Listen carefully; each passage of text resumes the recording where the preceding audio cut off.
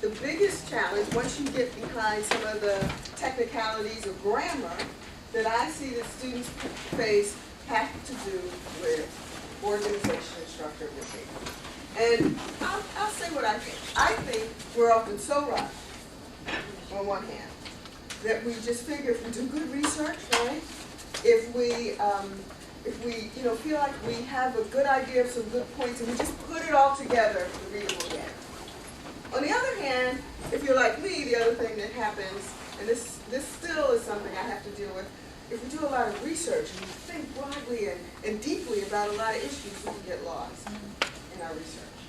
And so it really helps to have some ideas about how to write in a way that's structured and organized, and a lot of that has to do with logic. How do we think logic? So I'm going to attempt to do that. I have a couple of exercises integrated, and one finally at the end that you can work on with your tutors. So the first thing is to let your thesis direct you. You had a session with Professor Stan last night on thesis and rhetoric. Gosh, that just does not come out well. I'm so sorry. Will that affect the video, Stan? Yeah, it won't be picked up, but you've got what it takes, my dear. We're here for you. Let's see. We're here for them. It still doesn't help much, does it? Well, the back one's. How about that? Let's try that. No? It doesn't matter. It really doesn't matter. Okay. So, in many ways, your thesis can give you insights into how to write your paper. If you start with a thesis that says something like this, the Russian Revolution was really more about transforming human beings than it was about class struggle, as most authors have argued. What hints might you have about, if you had to choose 3 topics to write on based on that thesis, what would you say? So that's your thesis. You have a little introduction paragraph that goes with that. What would be the 3 if you were just going to write a paper with 3 paragraphs? What might be? There's no exactly correct answer. So I'll say it again. I know I just said it, right? The Russian Revolution was really more about transforming human beings than it was about class struggle, as most authors have argued. It's good. Some of you are writing down topics right away. Yes? Well, the Russian Revolution you can write about itself, because you need to explain that. Then transforming human beings would be the next, and then why it would be against, how it differs from the class struggles would be the next. That's at least 3 topics right there, right? So in many ways, your thesis, even a hypothesis, depending on how it's stated, can at least give you some initial ideas of how you should organize your paper. And I would say those are 3 topics. Would anybody else organize them a little differently? I was just thinking it was interesting that the media explained the revolution differently than the actual. Okay. So I might do something with media's perspective. Okay. Okay. So how might you organize it? You might start it with what? Which topic? Well, I probably would have started off with the first 2. Russian Revolution. Russian Revolution and transforming human people. But then I would have had how the perspective of the media changes our views. Okay. All right. That's a good one. I would have done it a little bit differently. I probably would have gone into the history of the revolution. Then I would have talked about what most people talk about, but not as long. And then I would have made it really long about why I think the transformation of human beings. That's what I would do. Just because of the most people, what has been the history and the background.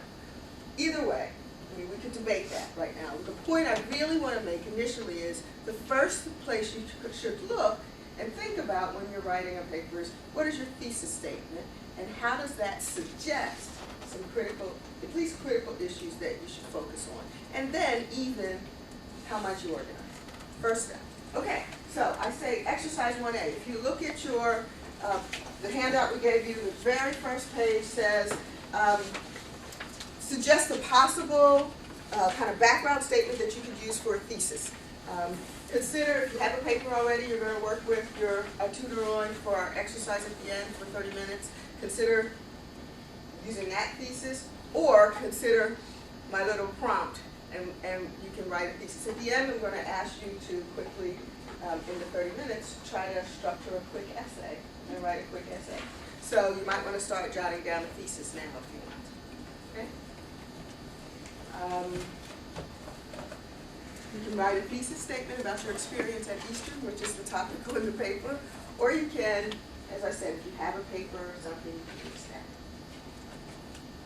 The thesis statement and 3 ideas for topics. So think about that. What might be a thesis statement for your experience at Eastern University? What might be your thesis statement for your experience at Eastern University? Tell me. Just 1 second.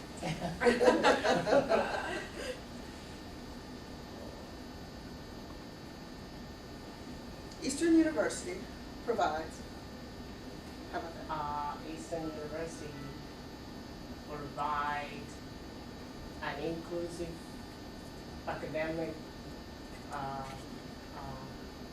program that involves religion and social justice.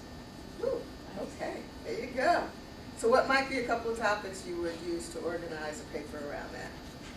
Okay, Eastern University provides an inclusive academic program that focuses on Christianity and social justice. Is that about getting? Yeah. Okay, what might be 3 topics you would write on from that? Social justice and theology.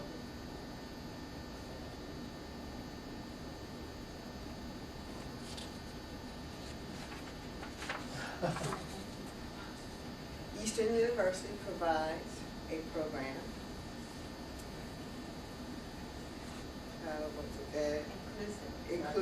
Inclusive of Christianity and social justice. Yeah. So you said theology, social justice. What might you say first? Academics is another one someone else says. Any others you might write on? Christianity. Yeah, you said Christianity, theology. Here's the point. In many ways, you need to touch on exactly the topics that are in that thesis statement. And you really need to touch on them in the order you present them. Unless there's something significant and compelling that suggests differently. For instance, in the last statement about Russia, the Russian Revolution, I said I would probably say, as you said, the background of the Russian Revolution, and then what others have argued, even though that was at the end of the sentence. And why is that? Because that kind of provides more background, doesn't it? The Russian Revolution, and then what's typically argued, and you're presenting a new argument to challenge that. It's easier to understand a countervailing argument if you understand what was presented previously. Okay. In your case, you presented Eastern University. You need to say something about Eastern University. Offers programs, academic and something programs? I forget what it was. Something academic programs, and then inclusively you go to Christianity and social justice. Okay? All right. So your thesis can guide you. But so that gives you the first general idea of thinking in a structured way, in a logical way about your paper. But that you don't want to stop there. You really want to make an argument. I know a lot of times we're tentative as graduate students, as university students of any kind, to make an argument. There's so much research out there. People have studied so much more. We often think they know so much more than I. How can I dare make an argument or state a case? If you don't take a firm position on many of your academic papers, some academic papers make just reflections. What do you think? You know, what's your reaction? What you think and your reaction is still a position, if not an argument. So I would think of that in the same way I'm using the word argument here. What you are stating and putting forward. What will you state and put forward in this paper? Could you explain how to have a good argument that is still a research paper and not an opinion essay? Yes. Because I find a lot of my students get that as too mixed up. A good argument then, declares your position, right? So even if you're writing a research paper, your research paper should begin to lead you to some conclusions, right? Your research paper often provides information from various sources, of course a research paper should, and often provides various perspectives. And even if your position is, there are 4 different views of this in the literature, that's a position, right? So what I don't want you to do, what you should not do, is get caught just trying to chase behind what everyone says. A part of your job, a major part of your job, especially as a graduate student, is to synthesize, right? To be able, one, to summarize, and be able, two, to distinguish the differences and the similarities, to synthesize, right? And so a big part of your job then is to say, what's the meaning of this? So what you might say is there are 4 dominant perspectives divided into 2 categories, and the fundamental issue between the 2 is who's most important. But the point is, what you want to do, even if you're not prepared to challenge or defend what is stated in the research, you're at least to explain it, to take a position, to stand firm on explaining what it means, how it should be understood. You may also challenge what's in the literature.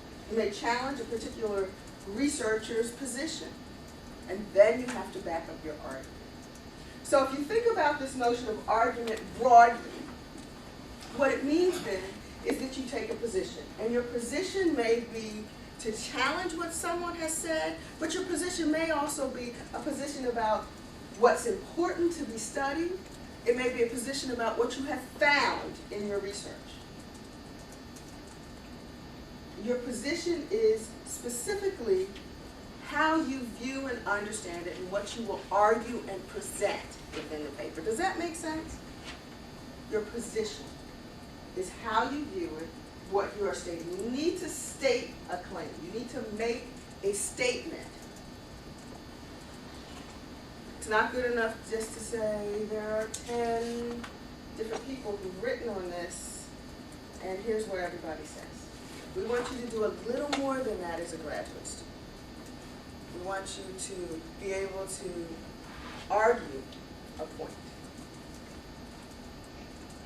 Whether that point is just how we should understand the existing research, or whether that point is what's missing from the existing research, or whether that point is that the Russian Revolution is not about class struggle, it's about transforming.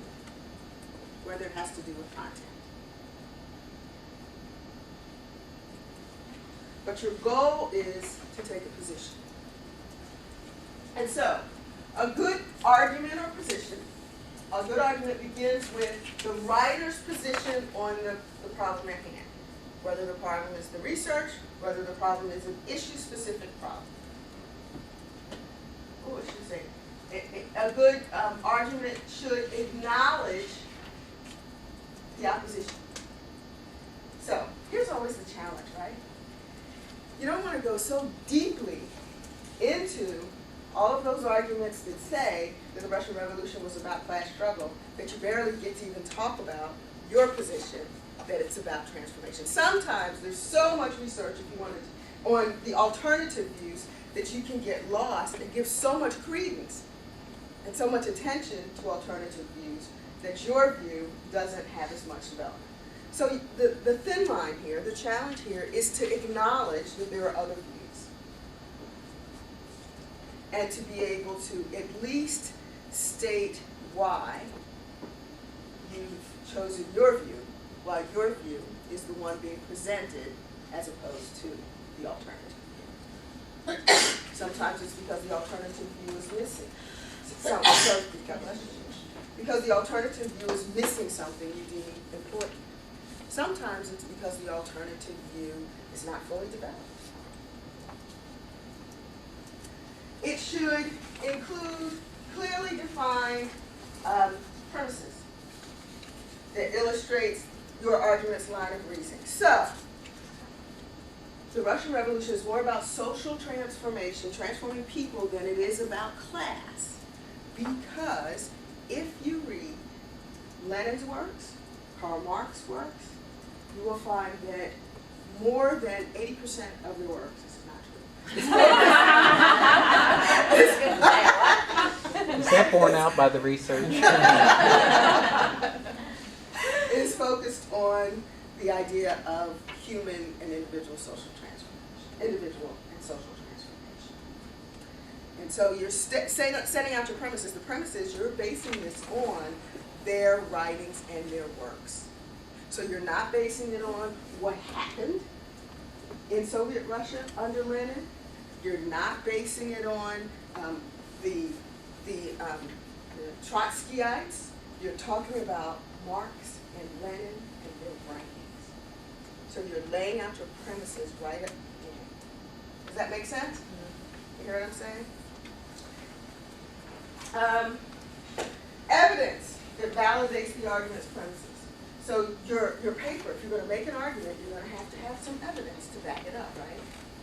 So in this case, your evidence is going to be found in the literature. And then a conclusion. It brings it all together and convinces the reader that you made your argument. So that's general. That's an overview. Questions, comments, make sense? All right. So how do you get to that? I know you're like, well, Dr. Sharon, oh, that sounds good theoretically, but what am I supposed to do? How do I do that? One good idea I suggest, before even getting to an outline, is to sketch your argument, what we might call a mind map. Right? So, here you go. So you start with your thesis. So you would write in the middle of your paper, at the top of your paper, whatever suits your fancy. You write your thesis that you've now come up with after Professor Stan's workshop the other night. You write your thesis somewhere on a sheet of paper. Then think about those 3, 4, 5 major points we came up with earlier. And so position them wherever it makes sense around your thesis. Mind mapping is really a visualization exercise. It helps you to think about and to use, one of those learning approaches, visionary learning, to figure out where you're going, how you're going. So you want to cluster the points you want to make somewhere around your thesis, because all of those points should lead to your thesis. And then under each of those points, you want to note the evidence you have. So for each of the points you've listed, right under them, what evidence do I have? What this will do is help you to realize where there are gaps and you don't have evidence. And it'll help you to find more or to determine whether your point is sufficient to include. And then you use arrows or circles, colored pens, whatever you need to make connections between the issues and the evidence. The idea here then is for you to take everything you have and put it on a piece of paper in a way that helps you to visualize the paper. This is especially important for people like me who can get lost in their research, who can feel like, oh my gosh, I have so much good information. Maybe if I just start writing, it'll all fall into place. Never works well. Never works well for me. Instead, how about dumping it on a piece of paper? This is almost like taking puzzle pieces, right? Dumping them and sorting it around to figure out how they fit. And really, with a puzzle, everything fits in one particular place. So what you're looking for is the best fit for all these pieces you have. May not be exactly a puzzle, where everything fits in exactly the right place, but you're looking for the best fit. What fit, what evidence goes with which point, and how is each point connected to one another and to your thesis. So this is a beginning stage. You know, we often talk about brainstorming. This is a kind of brainstorming. It's a visualization brainstorm. Okay, and so your handout, 1B says, do a mind map. You just put it on the back of that page. It's at the bottom of that first page, and it says do your mind map. And so it's intended for you to just put a mind map on the back. It says do your mind map and put it on the back. To sketch your argument. Okay. So now, only after kind of mind mapping, I'd suggest that you think about an outline. Now, what is an outline? How do you get to an outline? The idea of an outline is to begin to organize your paper, right? With subheadings and subheadings indicating what points you will make and, again, what evidence will support it. And which points are the sequential order in which you'll address the points, right? A lot of times, if you're me again, and you go straight to that outline, you'll end up moving it around and moving it around. And thank goodness word processors help us to do that. Don't be afraid to move it around. So what are some good questions to help you know if you've really put together a good outline? Does my thesis control the direction of my outline? It's just like your organization, if you work in any kind of organization. Your mission should drive everything that you do. Your thesis should drive your paper. Every point should drive to your thesis. Each point and its order should lead to your thesis. Yes? How about each paragraph? Like each paragraph should have, because I already have 5 things written on my paper, and I'm laying there in bed last night going, oh God, I think every paragraph needs to at least be in the same direction as my thesis. Everything needs to lead to your thesis. It's just like one big arrow going through the whole That's paper. And the argument should build. It should become increasingly clear as you're reading through your paper that everything leads back to that thesis. Your thesis statement should become increasingly clear. Like a crescendo. Yes. All of my main points are all of my main points relative to my thesis. Can I move any of these around without changing something important about my thesis? Does the outline seem logical? We'll talk a little bit about logic. Does my argument progress or does it stall? Do I end up going off on a tangent? Something that's, here's the other problem when we do research, right? We come across all kinds of things that are really interesting, right? Yeah. And seem really important, but not to your thesis. And it feels like I can't leave this out, right? That's what footnotes are for. That's what footnotes are for. There you go.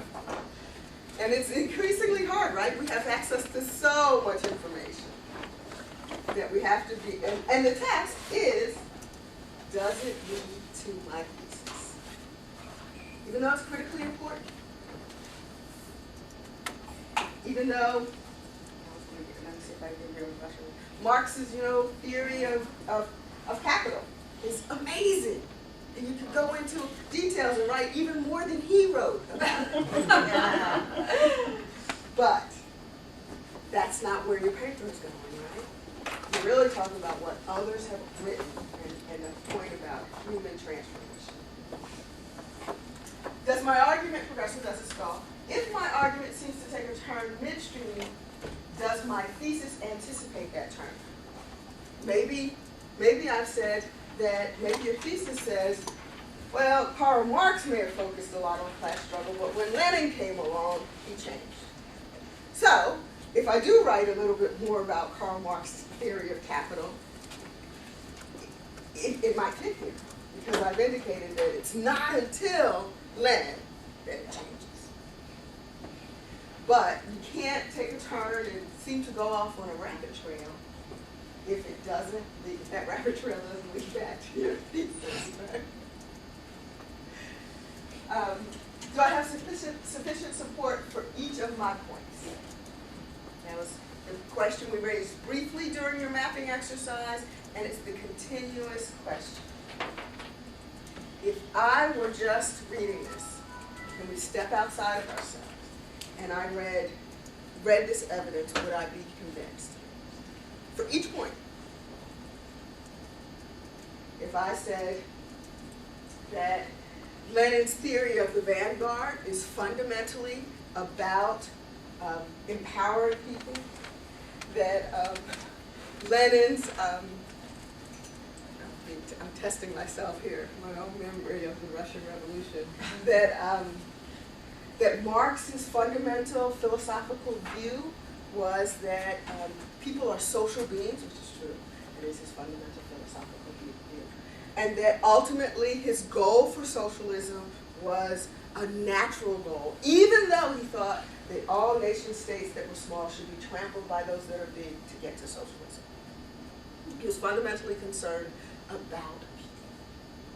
And so if I wrote those 3 points out, would they be strong enough?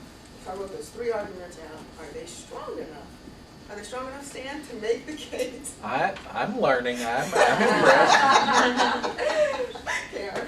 Your example brings me to the question, the difference between a thesis statement and I don't want to get more than you want to do here today, but and a research question, because the thesis statement you gave, you couldn't make until you already had some knowledge. Mm-hmm. Yeah. So this is a thesis as opposed to a hypothesis or a research question. Yeah.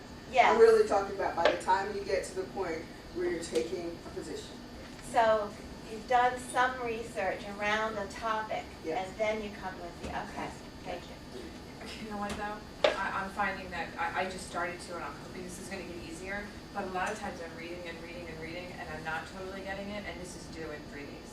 Or not, or, you know, I want to start writing a week before it's due, and a lot of times I don't have enough knowledge yet to, and it's fast. Start mind mapping.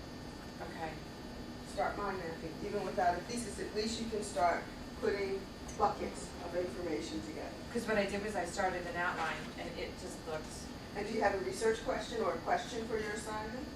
I've got 3, and that's another thing. You know, I really feel elementary when I'm like answering one question, second question, and I'm finding that it really sounds more intelligent if the questions are answered throughout the paper. Well, this isn't here. This isn't a part of this. This Sorry, is very, sorry. no, it's helpful. I don't mind taking this point. So you have for your assignment 3 questions as a part of one assignment. How do you all approach that? What do you do? That would be the topic, when you lay those questions out as the topics that we address. So you lay out the answers in what you find from your readings and research according to each of the 3 questions. Okay. Anybody else take a different approach to start? Maybe have subheading for each question. Right. Okay. So we're starting off subheadings, 3 questions, at least answering the 3 questions. How might you proceed from there? Do you necessarily write your paper in just that format? I think sometimes it becomes difficult when if the questions are not coherent. It becomes difficult for What? people. Professors write incoherent questions? Sometimes it's fascinating. and probable sometimes too. Yeah, so maybe put it in a kind of not necessarily, you can mix the questions yourself and answer them as you go along, and perhaps forget about the questions that have been said and kind of come up with your own points that will address those questions. That is the way I would go about it. Well, I have a couple of other faculty in here. I want to give my perspective as a faculty member, and I want to hear from them too.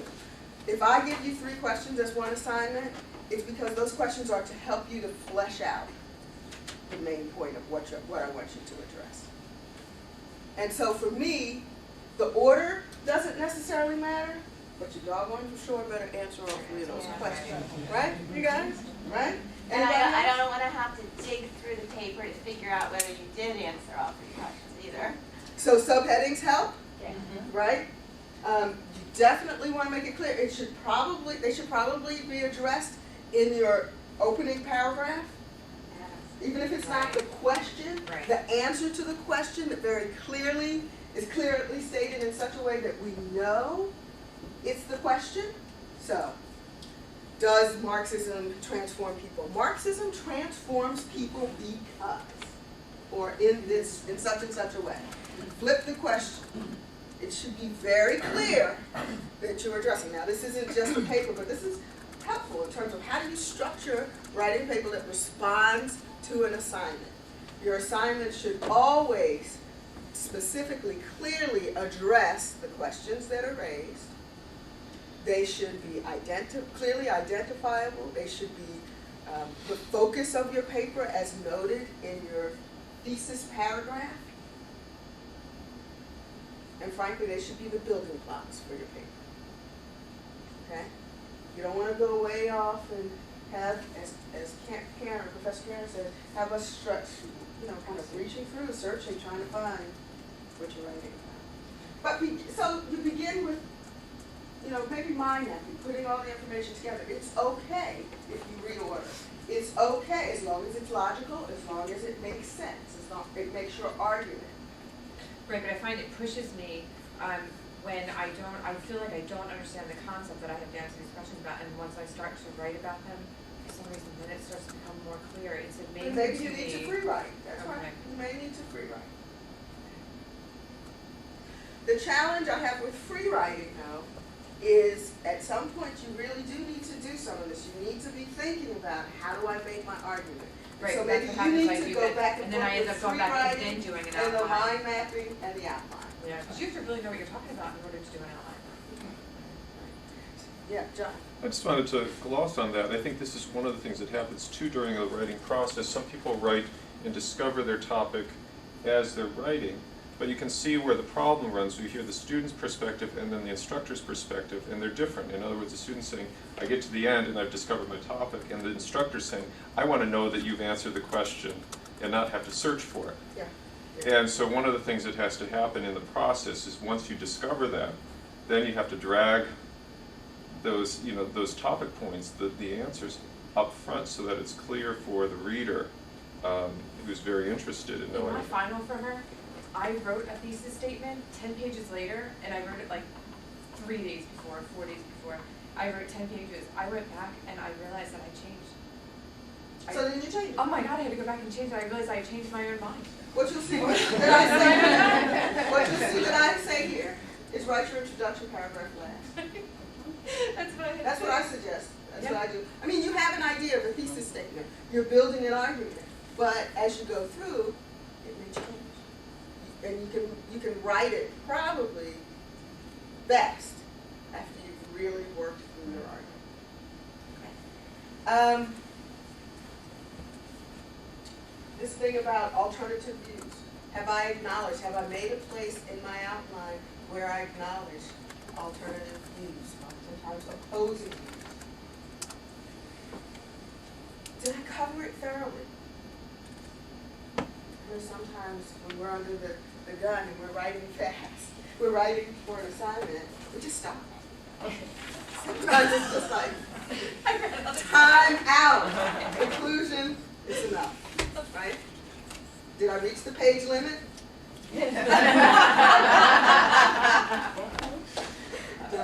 But what we're looking for is a complete argument.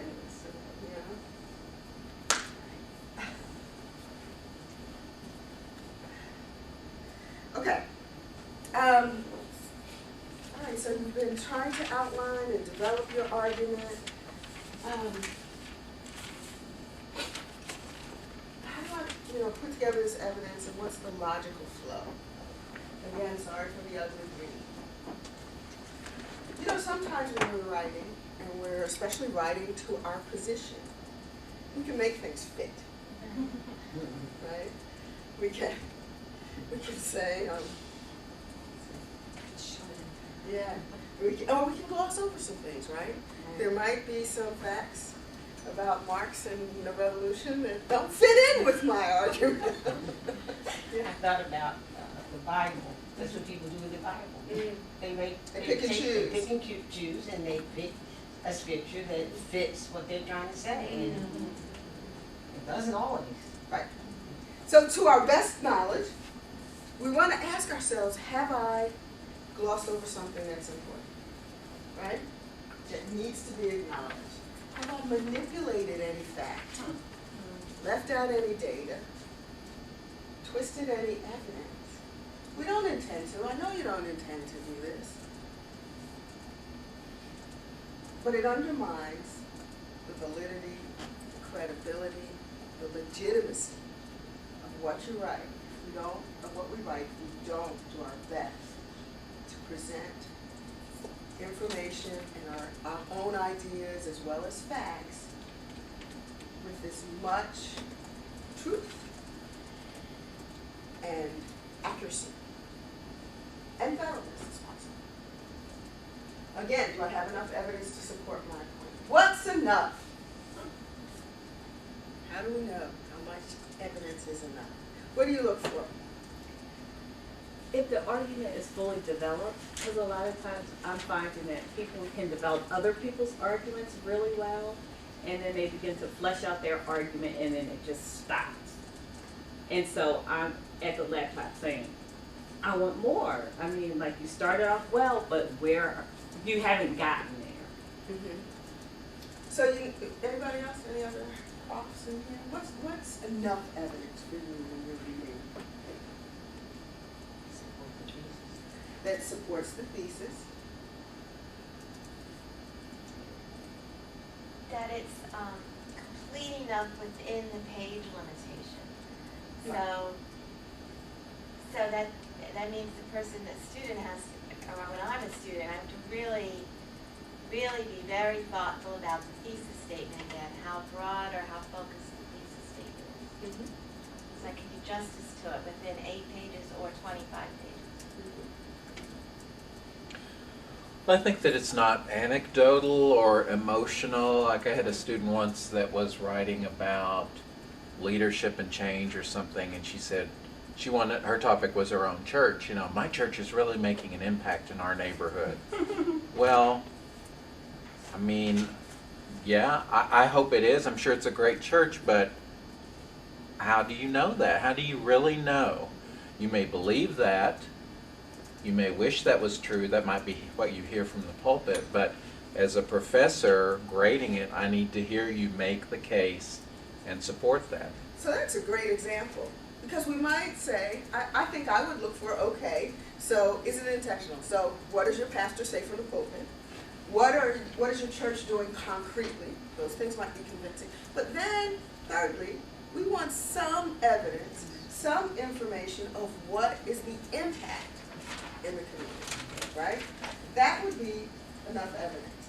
You know, but without, if the position is, my church is making a tremendous impact, if we don't have some knowledge, some evidence, maybe it's from sources from the news that talk about, you know, you can reference some news articles that talk about the impact on the neighborhood with people giving quotations from the neighborhood.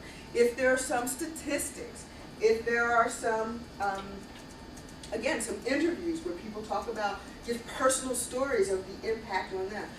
It would be incomplete without that final piece, for sure. So again, it comes back to the thesis or the position. If you are taking the position that something is making an impact, you must show evidence. It's not enough to say what the church intended to do or what the church believes it's doing. There has to be some evidence. That's one example. A complete argument with evidence has to go back to the thesis and really show what your thesis says. And this is a great example, too, of how sometimes we overlook facts and evidence, right? Because we can just focus on what our church is doing and what we think and what we hope and leave out important information that may be out there that says it's not making an impact. Or some surveys that may say that people say that's not what they want. They want something different. And it may not be intentional, but we've just really skewed things. We've really skewed some facts. Moving along, sister. Am I stretching it? Is my evidence current and reputable? Now, what's most important about current? You know, time keeps shrinking, doesn't it? I remember I've had discussions with even some of my colleagues in the PhD program about what are relevant and current enough works to have students study. I know when I came through, we'd look at works that were 10, 20 years old. Nobody wants to look at anything more than 10 years old unless it's a classic anymore. So what is current? What do you say, John? What do you tell students about what's current? Well, I mean, that's, you know, especially when you're writing in the social sciences, for example, it's very important, obviously in APA style, to put the date right in there. And what that tells you is... I'm sorry. That's right. What it tells you is that, you know, if something was done in 2010, it should, if the person did their research, incorporate findings previous to that. So it's not necessarily that it's better but it is more complete, and it should be a more, and so if you look at something from 2000, you'll know, oh, you know, Smith in 2000 didn't know about what Jones did in 2005. So yeah, I think currency it's exactly that if you see the most recent, again, assuming that is good research that did its homework, then it should be better. I've read in recent years that current tends to be about 10 years, whereas at one time it was 10 to 20 years. When we talk current, we're talking within 10 years. And certainly, as John is suggesting, if you see something written in 2005 and a similar topic on 2010, you really need to look at 2010. I mean, it doesn't mean you don't look at 2005, but you really need to look at 2010, and it should reflect back on 2005 if it's good research. I think some of that, most current would be PhD dissertations. You can look at those, and most likely they've been done very succinctly in the near, you know, close to where we are now. Books are almost always outdated as soon as they're published. Okay. Anybody else? Moving along. Hey, am I repeating myself? That's a tough one. A lot of times we feel like, well, I'm just referring back to my thesis. That's what you told me to do, right? Am I repeating myself? So this is the challenge. How do you continue to refer back to your thesis? You have to struggle to keep your language fresh. But we don't want to make the same point in the same way again and again. Have I defined all of the important terms? Can I say in a nutshell what is the purpose of this ideal point, this idea or point? And have I fulfilled that purpose? Questions to ask yourself as you are developing your argument and trying to make sure that it has a logical flow. Okay, so there are several ways or models we might use for arranging our arguments. On one hand, our papers can be really focused on a model of narration. What do you think that's about?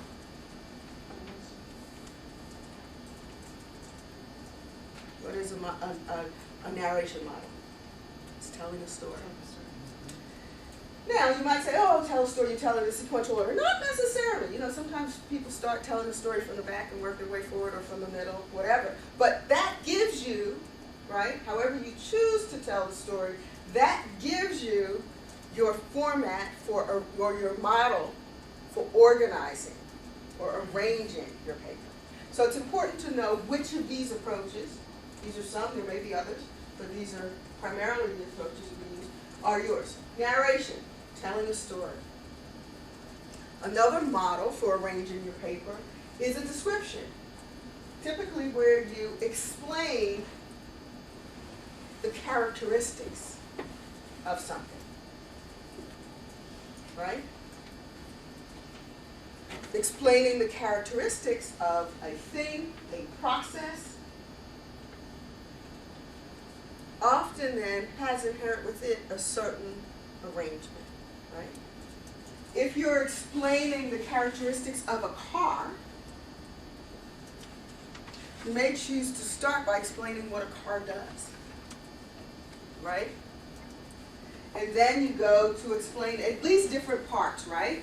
You know you're going to explain and describe the body, but you're going to explain and describe also the inner workings of that car. So again, a descriptive approach is a little different from a story, a narration, correct? So that's a second model. Wind it down, Steve. A process. You may explain the process of getting into graduate school and graduating. A process typically has an order, its own sequential order. Division and classification.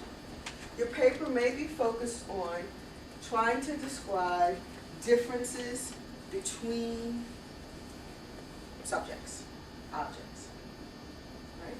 And so what was the example I gave earlier? I can't remember. I said something about differences. You may want to explain the differences between getting into graduate school at a Christian school, if it matters, and or getting hired to teach in a Christian university as opposed to a large public university, where you write faith statements for one, and you don't, but you may do several interviews for another. So the differences in classification paper may involve then describing two different processes, and it may then have its own organization in terms of identifying the different parts of those different subjects. Compare and contrast is similar, but it's set up specifically to identify similarities and differences. Whereas division and classification is set up to make the argument for why they are different and categorize different. Whereas compare and contrast is set up to identify what's similar and what's different. An analogy. You may use an analogy to explain something. In our leadership classes, we use lots of scripture, right? And biblical scripture to explain a point, right? To make a point. We talk about servant leadership. We may start by explaining the scripture that describes Jesus washing the feet of his disciples. And then lead from there into, use that as the guide, step by step through scripture to explain servant leadership. And again, the analogy provides the order for us. It provides a structure for us to write our points. Or cause and effect. A cause and effect model then starts with what is the incident, the incident or the event that causes, and we want to make the argument that certain things lead to other responses. Certain causes lead to responses. So you start with the cause and explain the response. That has that provides an order, a structure for arranging. So choosing among these models of arrangement help to provide some structure. Comments? Thoughts? Questions? This is one thing that's helpful for you to think about. Oftentimes if you have a reflection paper, it's a kind of narration, right? It's telling your own story. So you have lots of flexibility and creativity, but you also want to think about what's the best way to tell my story. Do I start at the beginning? Do I start in the middle? Do I start in the end? At the end? Do I go, if I start in the middle, which direction do I go next? So these, I hope, are helpful.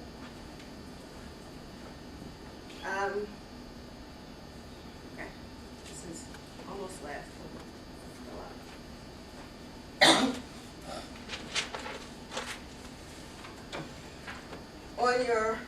On your page 2 of your handout, which you can do later, I provided you a sample chart to help you go from your thesis statement to starting to write out further major topics that should be included in your paper. And on your left, in your left column, you can kind of brainstorm.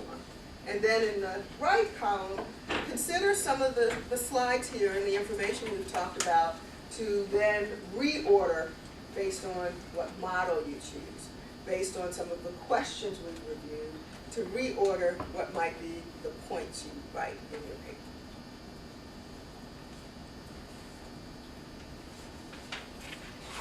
Okay, typical logical fallacies. I'm going to run through these really quickly. I've posted the examples here, and these are going to be posted on the Blackboard site, right? Okay, so one of the most typical things we do, and Karen's laughing, is we make hasty generalizations. We often have too little evidence, or our evidence is biased. So, I mean, some of you may agree that this is a hasty generalization, some of you may not. Okay. I didn't say it. Men are testosterone-driven idiots. It's a hasty generalization. Or all New Yorkers are rude. You would agree. Those are hasty generalizations, right? We don't want to include those kinds of things in our papers, right? Either or fallacy. Sometimes we set up these dichotomies that are really, really not quite true or accurate, right? We make it seem that only two possibilities exist. You know, we've all heard America, love it or leave it. That's a classic example. Non sequitur is when your conclusion really doesn't follow your premise. And so my teacher's pretty, I'll learn a lot from her. These are silly, but I hope they make the point. Sometimes we make statements. Here's one that I've seen certainly in undergraduate papers, something like this. George Bush was a war hero, so he'll be willing to stand tough for America. What's missing there? George Bush was a war hero. Who says he's going to be willing to stand tough for America? Doesn't something else have to happen? Is there another point? Evidence or something. Okay, but what else? They also don't go together a lot. He's a war hero once. He may not be willing to continue to be courageous and to be a hero. He's older than he was, right? He's not in the military now. He was the commander-in-chief at the time. Different position, different role. There's a jump in logic, wouldn't you say? Okay, ad hominem, right? Sometimes we focus on the person as opposed to the issue, right? So this is one that's very popular. We can't elect a mayor, he cheats on his wife. Not necessarily. Wouldn't you say? Yeah. So. All right. Red herring. Sometimes we distract our audiences unintentionally because we really do focus on an issue that's not the most important. We divert attention to things that are not so important. Circular reasoning. A lot of times we make a point that that's already really inherent in what we said, right? So she's ignorant, she's not educated, right? She doesn't have much education.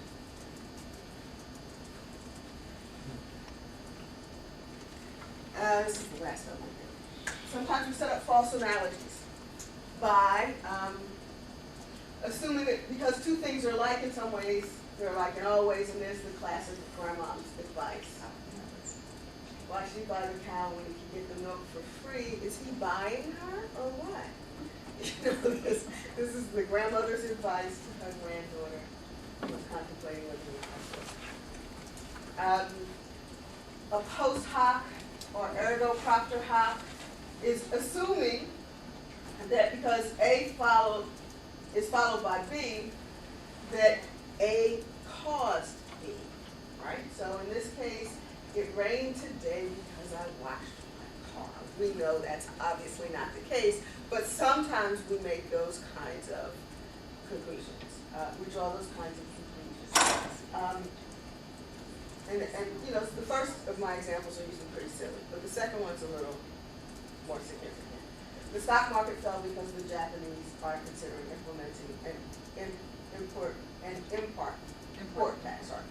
If you don't have evidence of that, you really can't make that point. And so it's not that that's not true, but we can't assume it's true without evidence. Finally, equivocation. We assume two meanings of the same word falsely. So, in the first case, in this example, we're saying the end of a thing is its perfection. And that means the end of a process, the end of a story, the end of graduate school and graduation. But in the second case, we're talking about death as the end, which is a different kind of end. And death is the perfection of life. It's quite a jump, quite a leap. It's a different kind of end. And so there are two different definitions of the word end being used in this argument. So we really have to be careful about misusing words. Lastly, we will stop and give you a chance to do a little bit here. I suggest you write your introduction at the end, but you don't have to. But one way to think of it is to always look at your introduction and your conclusion next to each other. Your introduction wants to set the tone for the paper, and your conclusion really wants, your introduction wants to set the tone and announce the topic. Your conclusion is to recall and to summarize that tone and certainly that topic. You really want to provide the background of whatever you're writing about in your introduction, and really, explain the conversation, explain what is involved in this topic, and you want to return to that conversation at the end. You want to define your terms in the beginning and reconsider those terms at the end, especially if anything has changed. If you've talked about in your paper how the definition of terms have changed over time. You want to acknowledge alternative views in the beginning and the end, and then in the end especially emphasize your contribution. In the beginning you want your thesis statement, in the end you want to really emphasize your contribution to this paper.